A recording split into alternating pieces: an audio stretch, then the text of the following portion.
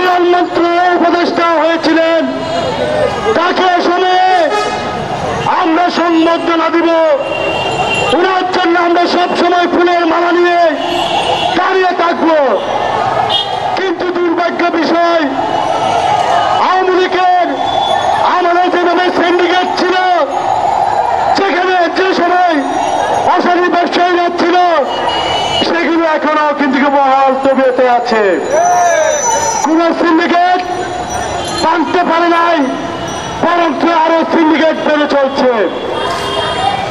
যখন বিমানের টিকিট লাখ টাকার উপরে যায়, যখন বিমানের টিকিট ছাড়া পরবর্তী যখন অনলাইনে কোনো টিকিট পাওয়া যায় না, তখন বাধ্য হবে এই সরকার কোনো উদ্যোগ না নিয়ে, বরং দিনকে দিন ব্যর্থ হচ্ছে। শুধু কি বিমানের টিকিট, আমি কিছুদিন আগে শ্রীমঙ্গলে যাওয়ার জন্য 10 দিন আগে ট্রেনের টিকিট কাটার জন্য আমি যখন অনলাইনে ঢুকি, 10 দিন আগে ট্রেনের টিকিট কাটে স্যারে, সেই 10 দিন আগে রাত 8টার পরে আমি ভোর 6টা বাজে যখন টিকিটের জন্য ঢুকি, একটা ট্রেনের টিকিটও কিন্তু কি খালি নাই। 4-5 ঘন্টায় টিকিট কোথায় চলে গেছে?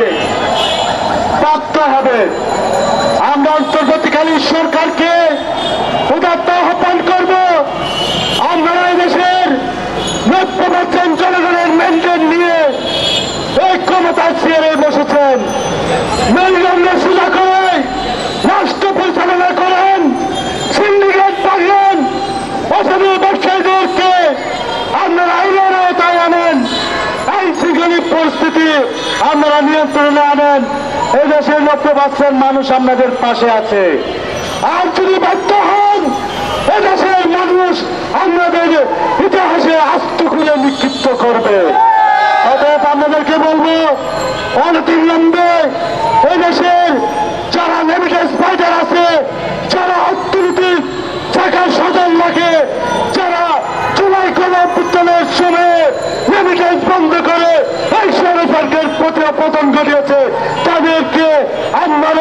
তাদেরকে সকল সুযোগ সুবিধা দিবেন, তাদের বিমানের টিকিট নির্দিষ্ট করে দিবেন। কোন বিমানের টিকিট অনিশ্চিত করে এভাবে সহসাধী ব্যবসায়ীদের কাছে বিমানের মূল্য ছেড়ে দিবেন না।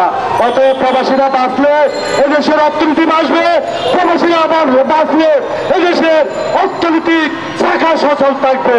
অতএব প্রবাসীদের জন্য আপনারা মন খুলে কাজ করুন, নাহলে আপনাদেরকে ইতিহাসে আত্ম করে নিক্ষিপ্ত করা হবে।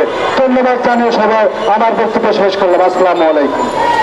ধন্যবাদ মঞ্জুর মুর্শিদ ভাইকে। এই পর্যায়ে বক্তব্য নিয়ে আসছেন উচ্চতর পরিষদের সম্মানিত সদস্য জাহিদ ভাই। জাহিদ ভাইকে ওনার বক্তব্য রাখার জন্য বিশেষভাবে অনুরোধ করতে। প্রিয় প্রবাসী ভাইয়েরা, বিমান ভাড়া কমানোর জন্য আজকের প্রবাসী অধিকার পরিষদের আজকের প্রোগ্রামের জন্য প্রবাসী অধিকার পরিষদকে ধন্যবাদ জানাচ্ছি। প্রবাসী অধিকার পরিষদ গঠন হওয়ার পর থেকে প্রবাসী অধিকার পরিষদের ব্যানারের মাধ্যমে প্রবাসী অধিকার পরিষদের নেতৃবৃন্দ প্রবাসীদের বিভিন্ন দাবি দেওয়া নিয়ে প্রোগ্রাম দিচ্ছিল। আজকে যদি